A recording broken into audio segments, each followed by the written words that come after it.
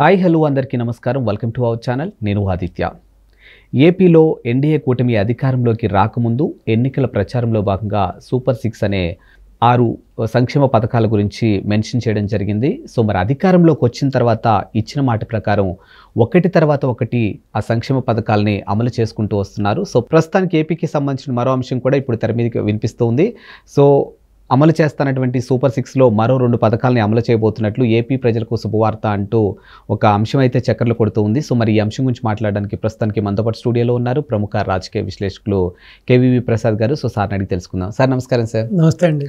Sir, NDA కూటమి ఏపీలో అధికారంలోకి రాకముందు ఎన్నికల ప్రచారంలో భాగంగా సూపర్ 6 6 సంక్షేమ పథకాల గురించి వాళ్ళు తీసుకురావడం జరిగింది. సో అది ఒకటి తర్వాత ఒకటి అప్లై చేసుకుంటూ వస్తూ ఉన్నారు. సో ప్రస్తుతానికి ఏపీ ప్రజలకు గుడ్ న్యూస్, మరో 2 పథకాలు అమల్లో కాబోతున్నాయి అంటూ ఒక వార్త వినిపిస్తూ ఉంది. మరి ఆ 2 పథకాలు ఏంటి? ఏపీ ప్రజలకి నిజంగా ఆ గుడ్ న్యూస్ ఏంటి సార్? యాక్చువల్గా చూసుకుంటే సార్, ఇప్పుడు మీరు చెప్పిన సూపర్ 6లో భాగంలోనే ఈ మహిళలకి ఉచిత ప్రయాణం యాక్చువల్గా అది మొన్న ఆగస్టు 15కే స్టార్ట్ చేయవలసింది. కొన్ని సాంకేతిక కారణాల వలన దానికి కొంచెం జాప్యం అయింది. అంటే దానికి ఒక సరైన ఇంకా కొన్ని నియమ నిబంధనలు ఖరారు అవ్వడం వల్ల కొంచెం పోస్ట్పోన్ అయింది.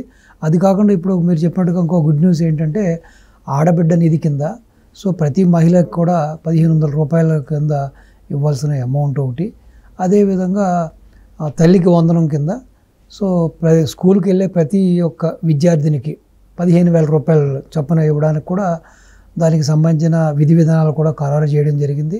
సో అన్నిటిని కూడా కంప్లీట్ చేసుకుని పూర్తిగా దాని మీద కసరత్తు అంతా చేసేసి ఈ సెప్టెంబర్ మొదటి వారంలోనే ఆ 2 పథకాలు కూడా చేయడానికి గౌరవ ముఖ్యమంత్రి నారా చంద్రబాబు నాయుడు గారు గ్రీన్ సిగ్నల్ ఇచ్చినట్టుగా మనకి బోగట్ట.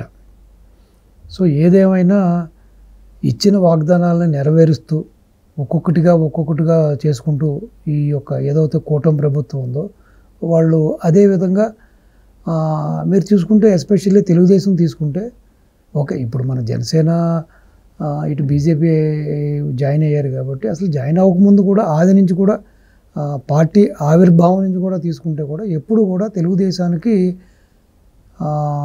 సంక్షేమం మరియు అభివృద్ధి అనేది 2 కళ్ళు లాంటిది. ఎప్పుడు కూడా దాన్ని బేస్ చేసుకునే వాళ్ళు ముందుకు వెళ్తూ ఉంటారు. అదేవిధంగా ఇప్పుడు చంద్రబాబు నాయుడు గారు కూడా ఆ విధంగానే ముందుకు వెళ్తున్నారు. మీరు చూశారు కదా, ఆల్రెడీ ఈ యొక్క పోలవరం ప్రాజెక్టుకి సంబంధించిన నిధుల వేట కానీ, లేకపోతే అమరావతికి సంబంధించిన ఆ గ్రాంట్ గురించి కానీ, లేకపోతే మిగిలిన ఆ వెనకబడిన ప్రాంతాలకు సంబంధించిన గ్రాంట్స్ గురించి కానీ, అలాగే స్టీల్ ప్లాంట్కి సంబంధించిన విషయాన్ని షార్ట్అవుట్ చేసి సెయిల్లో కలపడం కోసం గురించి కానీ, అలాగే మిగతా మౌలిక మూలాధార ఆదాయం గురించి కానీ, ఆ యొక్క డెవలప్మెంట్ గురించి కూడా ఏం చేస్తున్నారు. అలాగే విధంగా ఎస్ఆర్ఎం యూనివర్సిటీ మనకు ఆల్రెడీ అమరావతిలో వచ్చింది. అక్కడ ఆర్టిఫిషియల్ ఇంటెలిజెన్స్ యూనివర్సిటీ పెట్టడం కోసం ఆల్రెడీ వాళ్ళతో మీటింగ్ పెట్టుకోవడం, వాళ్ళేమో ఏదైనా ఒక ప్రముఖ సంస్థ మాతో కలిస్తే బాగుంటుందని కోరడం, అప్పుడు ఈయన మళ్ళీ తిరిగి అడగడంతో పచ్చమూర్తి ఎవరైతే ఉన్నారో చైర్మన్, ఎస్ఆర్ఎం చైర్మన్, ఆయన రిలయన్స్ అయితే మాకు అన్ని విధాలుగా అనుకూలంగా ఉంటుందని చెప్పడం, ఇమీడియట్గా అక్కడి నుంచే ఆ పచ్చమూర్తి గారిని పక్కన పెట్టుకునే అంబానీ గారితో మాట్లాడడం, ఆయన దానికి కూడా గ్రీన్ సిగ్నల్ ఇవ్వడం. సో మొట్టమొదటి ఆర్టిఫిషియల్ యూనివర్సిటీ మీకు దీనికి సంబంధించిన ఆర్టిఫిషియల్ ఇంటెలిజెన్స్ సంబంధించిన యూనివర్సిటీని కూడా అమరావతిలో పెట్టబోతున్నారు. సో ఈ విధంగా పూర్తిగా పతనావస్థకు చేరుకున్న ఆంధ్రప్రదేశ్ని పూర్తిగా తన యొక్క అనాలోచన నిర్ణయాలతోటి, తన దుర్మార్గపు ఆలోచనలతోటి, తన యొక్క అవినీతితోటి, తన అక్రమాలతోటి ఏ విధంగా అయితే రాష్ట్రాన్ని పూర్తిగా నిర్వీర్యం చేసేసాడో జగన్మోహన్ రెడ్డి. సో ఆ దిశగా ఒక పక్కన సంక్షేమం, ఓ పక్కన అభివృద్ధిని కూడా సో ఏ విధంగా రాష్ట్రాన్ని ముందుకు తీసుకెళ్ళిన ఆలోచనతోటే అనుక్షణం కూడా బాబు గారు ఢిల్లీకి వెళ్ళినా ఎక్కడికి వెళ్ళినా సరే ఆయన అనుక్షణం ఆలోచనలు కానీ ఆయన కార్యాచరణ కానీ ఆ దిశగానే ఉన్నాయి, మనం చూస్తూ ఉన్నాం. సో డెఫినెట్గా ఏదైతే సూపర్ 6 చెప్పారో డెఫినెట్గా ఒక రోజు అటు ఇటు అయినా కూడా, ఎందుకంటే మీరు తీసుకుంటే ఈ రోజున ఆంధ్రప్రదేశ్ పూర్తిగా వెనకబడిపోయింది. ఆర్థికంగా ఖజానాలో రూపాయి లేదు. ఎన్ని రకాలుగా రాష్ట్రాన్ని ఆర్థికంగా దివాలా తీయించాలో, ఎన్ని రకాలంగా వాళ్ళు లబ్ధి పొందాలో ఆ విధంగా రాష్ట్రాన్ని పూర్తిగా వాళ్ళు నిలువు దోపిడీ చేసేయడం జరిగింది. సో కాబట్టి ఈ యొక్క వాళ్ళు ఇచ్చిన పెద్ద పెద్ద ఈ భారీ వాగ్దానాలు నెరవేర్చాలన్నా దీనికి ఎంతో ప్రయాసతో కూడిన వ్యయం ఉంది. సో ఎంతో కొన్ని వేల కోట్ల రూపాయలు ఫండింగ్ కావాలి.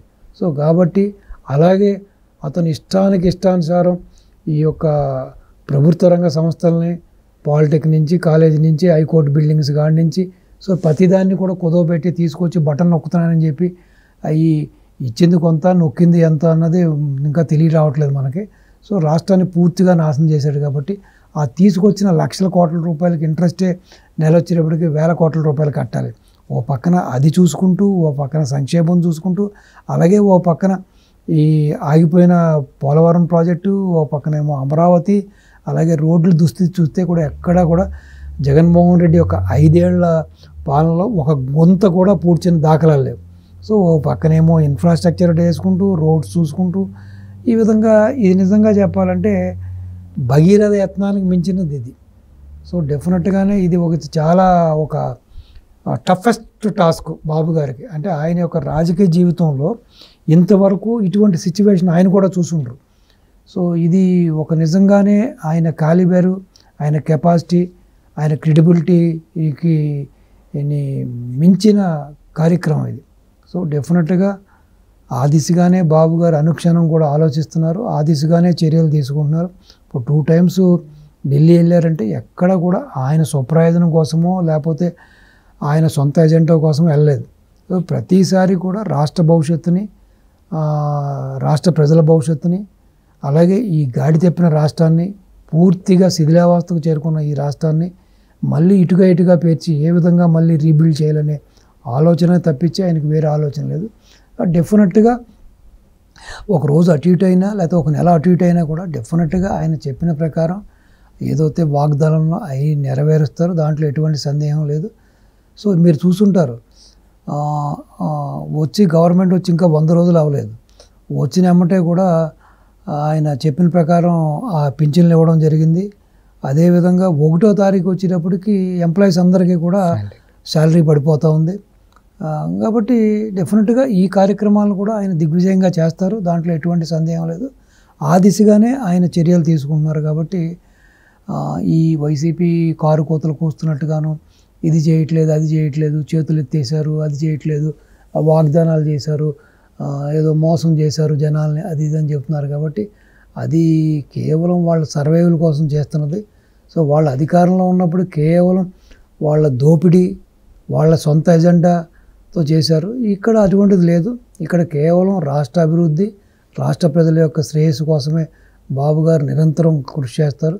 బట్ ఈ 74 ఏళ్ల వయసులో ఇటువంటి దుస్థితిలో ఉన్న రాష్ట్రాన్ని మళ్ళీ తిరిగి గాడెక్కించడం అనేది బాబు గారు వలన తప్పించి ఇంకెవ్వరి వలన కూడా కాని పని. ఇది కేవలం మళ్ళీ రాష్ట్రాన్ని మళ్ళీ గాడిలో పెట్టాలన్నా, రాష్ట్రాన్ని మళ్ళీ ప్రగతి పదంలోకి తీసుకెళ్లాలన్నా అది కేవలం ఓన్లీ ఒక్క చంద్రబాబు నాయుడు గారి వలన అవుతుంది.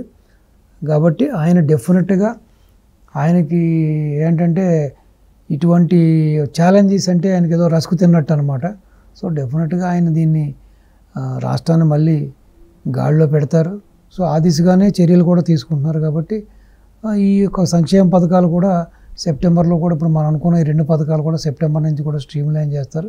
సెప్టెంబర్లో కూడా ఆడబిడ్డ నిధి, ఆ 1500 రూపాయలు, అలాగే తల్లికి వందనం, స్కూల్కి వెళ్ళే ప్రతి విద్యార్థిని కూడా 15,000 రూపాయలు చొప్పున కూడా వాళ్ళ అకౌంట్లో వేస్తారు. దాంట్లో ఎటువంటి సందేహం లేదు.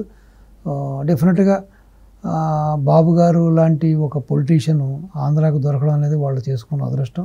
కానీ ఆనంద పవర్ ఇచ్చి వాళ్ళే ఏదో చెబుతారు కదా, భస్మాసుర హస్తంలాగా మధ్యలో ఒక రాజశేఖర రెడ్డికి ఒక అవకాశం ఇచ్చి, మధ్యలో జగన్మోహన్ రెడ్డికి అవకాశం ఇచ్చి, వాళ్ళ కూర్చున్న కొమ్మనే వాళ్ళే నరుక్కున్నట్టుగా వాళ్ళ సుఖానున్న ప్రాణాలను దుఃఖాన్ని పెట్టుకుంటున్నారు ఆంధ్ర ప్రజలు. ఇప్పటికైనా ఆంధ్ర ప్రజలు బుద్ధి తెచ్చుకొని ఎవరు మంచి ఎవరు చెడ్డ అన్నది కూడా ఆలోచించాలి. మీరు చూసుంటారు అన్నా క్యాంటీన్స్ ఏ విధంగా అయితే బ్రహ్మాండ భోజనం పెడుతున్నారో మనం చూసాం. చక్కగా మన ఇంట్లో ఉన్నట్టుగానే భోజనం ఉందని ప్రతి వాళ్ళు కూడా మాట్లాడుకున్నారు. సో కాబట్టి ఈ విధంగా ఆకలేసినోడికి అన్నం దొరకాలన్నా, ఉద్యోగం లేని వాడికి ఉద్యోగం రావాలన్నా, సంపద లేని వాడికి సంపద రావాలన్నా, అలాగే రాజధాని లేని రాష్ట్రానికి రాజధాని రావాలన్నా, అలాగే పోలవరం పూర్తయి రైతులు సస్యశ్యామలంగా ఉండాలన్నా, సో బాబు గారు లాంటి పొలిటీషియన్ చాలా ఇంపార్టెంట్. కాబట్టి ఇప్పటికైనా ఆంధ్ర ప్రజలు బుద్ధి తెచ్చుకుని ఇటువంటి దుర్మార్గులకి, ఇటువంటి దోపిడీదారులకి, అక్రమార్గులకి ఓట్లు వేయకుండా ఇక మీదటైనా ఈ ఆన్ అండ్ ఆఫ్ అనే విధానానికి స్వస్తి చెప్పి కంటిన్యూస్గా 10-15 ఏళ్ళు, 20 ఏళ్ళు, 25 ఏళ్ళు ఇటు బాబు గారు లాంటి నాయకుడికి అధికారాన్ని అంటగడితే సో డెఫినెట్గా రాష్ట్రం ఒక సింగపూర్గా మారడంలో ఎటువంటి అతిశయోక్తి లేదు. సో ఆ దిశగా ఇప్పటికైనా సరే ప్రజలు ఆలోచిస్తారని మీ ద్వారా వాళ్ళకి ఒక చిన్న విన్నపం. Thank you sir. నమస్తే అండి.